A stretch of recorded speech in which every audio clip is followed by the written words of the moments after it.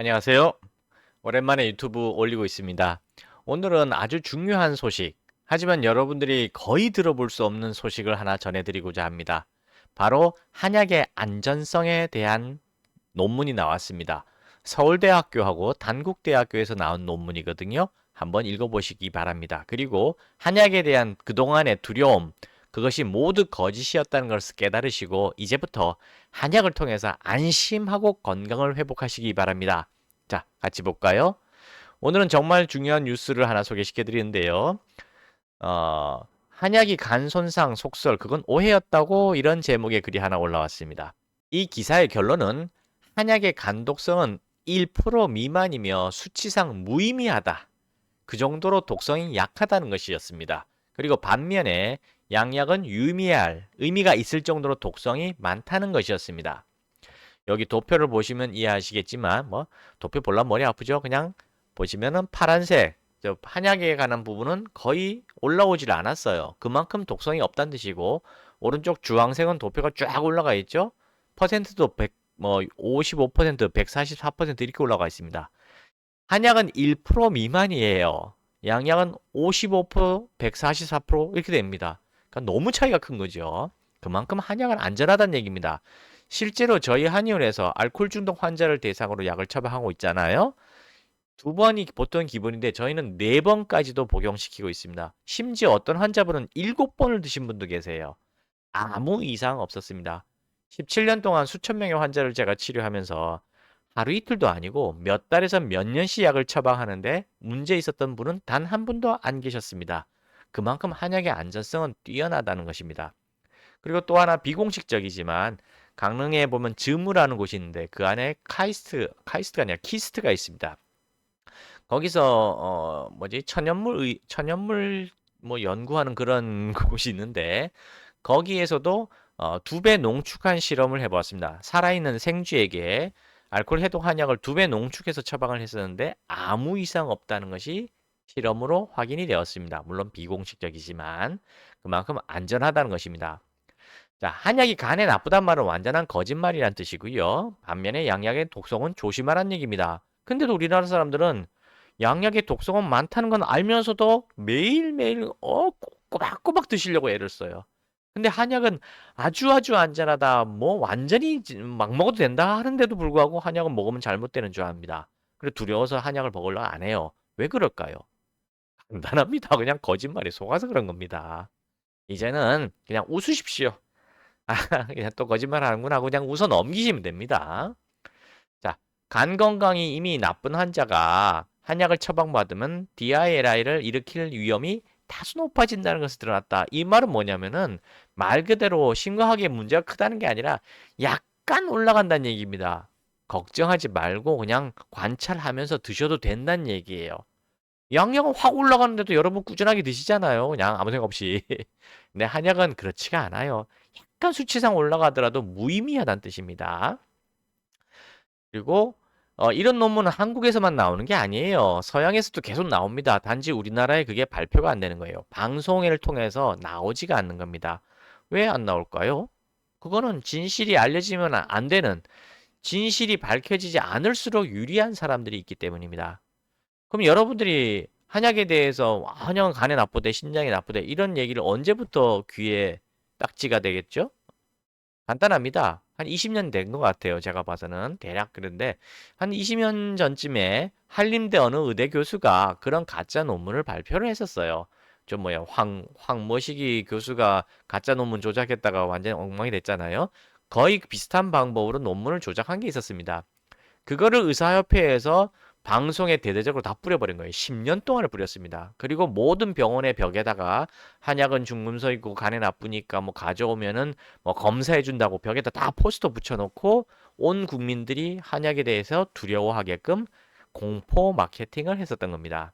그게 한 10년 동안 그러고 나니까 온 국민들이 우리 것은 좋은 것이요 라고 믿고 있던 그 전통 문화가 10년 만에 완전히 사라져 버렸어요. 제가 알코올 중독 예방 캠페인 할 때 혼술 장려 마케팅 금지하라고 자꾸 얘기하지 않습니까? 10년 전만 해도 혼술은 손가락질 받던 그 미친놈이라고 손가락질 받던 게 혼술이에요. 근데 한 7년 동안 방송에서 혼술 장려 마케팅을 하니까 우리나라 전 국민들이 혼술은 좋은 것이요라고 바뀌어버렸잖아요. 똑같습니다. 방송의 힘이 그렇게 무서운 거예요. 수백 년, 수천 년의 문화가 단 한 5년에서 7, 8년이면 싹 바뀌어버립니다. 그만큼 언론이 무서운 거예요. 여러분은 그렇게 속아 넘어가신 겁니다.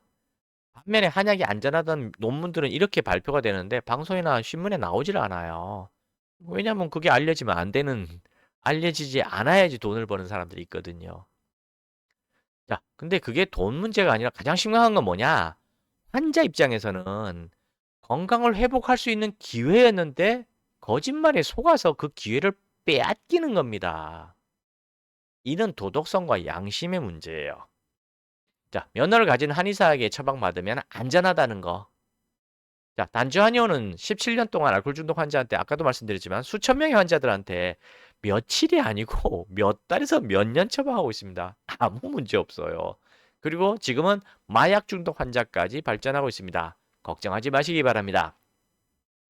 자, 그럼에도 불구하고 인터넷상에 보면 알코올 중독 카페에 가보면은 뭐 알코올 해독 한약이란 건 없다. 한약은 간에 나쁘다. 뭐 그런 거 먹어서 효과 있으면 뭐 벌써 노벨상 탔을 것이다. 이런 식으로 계속 비아냥거리고 음해하고 하거든요. 근데 그런 말에 속지 마십시오. 자, 이 약을 먹어본 사람이 그렇게 얘기하면 괜찮은데 먹어보지 않은 사람들이 그렇게 쓴 글이거든요. 왜 그런 사람들의 말을 믿죠? 해보고 경험한 사람들의 말을 들을까 말까 하는 판인데 해보지도 않은 사람들의 말을 왜 믿어요? 그래서 자기가 치료받을까 했다가도 그런 말에 속아서 불안해서 치료를 포기하는 분들이 정말 많습니다. 바로 그 사람들이 안타까운 거예요. 더 이상 그런 거짓말에 속아서 자신의 건강 회복을 포기하지 마십시오. 빼앗기지 마십시오. 어, 협심증도 마찬가지입니다. 얼마 전에 한 70대 중반 된 협심증 환자 두 분이서 연락이 왔는데 병원에서도 포기한 상태예요. 더 이상 이제 안 된다고 포기했는데 한약을 처방하래 복용하십시오 하고 충분히 설명드렸는데도 불구하고 병원에서 한약 먹지 말아야 했던 그 말 한마디로 치료를 포기하셨어요. 참 안타까운 일입니다. 제가 한 20년 전쯤에 20년은 안 됐을 것 같은데요. 대충 그때쯤에 의사협회에 직접 한약을 보내서 검사를 받아본 적이 있어요.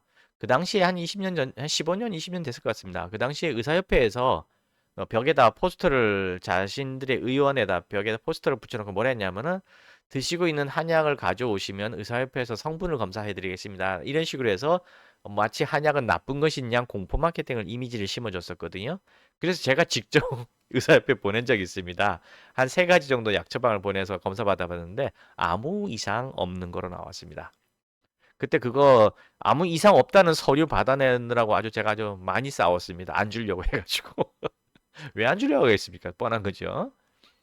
반대로 약사, 목사, 스님, 건강원 또는 이마트 같은 데서 약을 직접 사가지고 약을 조제해서 드시는 분들이 있어요. 건재상 같은 데서 자기 스스로 뭐 책 보고 이렇게 약 지어 드신 분들이 계시거든요. 그런 분들에 의해서 사고가 많이 일어나고 있습니다. 근데 방송에서는 어떻게 나오냐면 그냥 한약 먹고 사고 났다 이렇게 나가는 거예요. 정식 한의원, 한의사에게 약을 처방받은 게 아닌데 구별을 하지 않고 그냥 한약 먹고 사고가 났다는 식으로 방송에서 나가는 겁니다. 그러니 정식적인 저희 같은 한의사들은 억울하게 누명을 뒤집으시는 거죠. 오해를 받게 되는 거죠. 제가 옛날에 한 10여 년 전에 결핵 카페에서 결핵 6대 후유증은 6가지 후유증을 한약으로 잘 낫는다는 것을 제가 알리기 위해서 많이 노력한 적이 있었어요. 근데 댓글이 어떻게 달리냐면은 병원에서 절대로 한약 먹으면 안 된다. 그렇게 얘기한다는 거예요. 그래서 제가 누가 그런 말을 합니까? 물어봤더니 대부분 다 병원 간호사가 그렇게 얘기한대요. 그리고 이제 뭐 당연히 의사도 포함된 거죠. 그래서 제가 이렇게 계속 얘기 나누다 보니까 실제 부작용을 경험했다는 카페 회원들이 있길래 제가 조사를 해봤어요. 많지는 않았어요. 근데 조사를 해봤더니 다 스님, 목사, 약사, 건강원에서 약을 지어 드신 분이었어요. 정확하게. 그래서 이런 분들이 의해서 약에 문제가 생겼는데 병원에 가서는 한약 먹고 잘못됐구나. 이렇게 잘못됐다라고 표현하는구나. 그러니 의사는 뭐 압니까? 이게 돌팔이한테 한약 지어 먹은 건지 정식 한의사한테 한약 먹은 건지 어떻게 알아요? 그러니까 무조건 한약 먹고 부작용 났다라고 발표하는 겁니다. 싼 게 좋은 건 절대 아닙니다. 여러분들 수술할 때 정식 병원에 큰 병원에 가서 수술 받으려 그러지 어디 뭐 싸다고 돌팔이한테 가서 수술 받으려고 합니까? 근데 이상하게 한약은 싼 걸 찾는단 말입니다. 그리고 부작용이 나면은 한약 먹고 부작용 났다. 그러니까 자신의 건강을 위해서 어리석은 판단을 하지 마시기 바랍니다. 우리 것은 좋은 것입니다. 동의보감은 세계 문화유산에도 등재되어 있어요. 안심하시고 알코올 중독, 협심증, 결핵성 늑막염, 요로 결석, 만성 질염 또는 담낭염 안심하시고 한약으로 치료하시기 바랍니다. 감사합니다.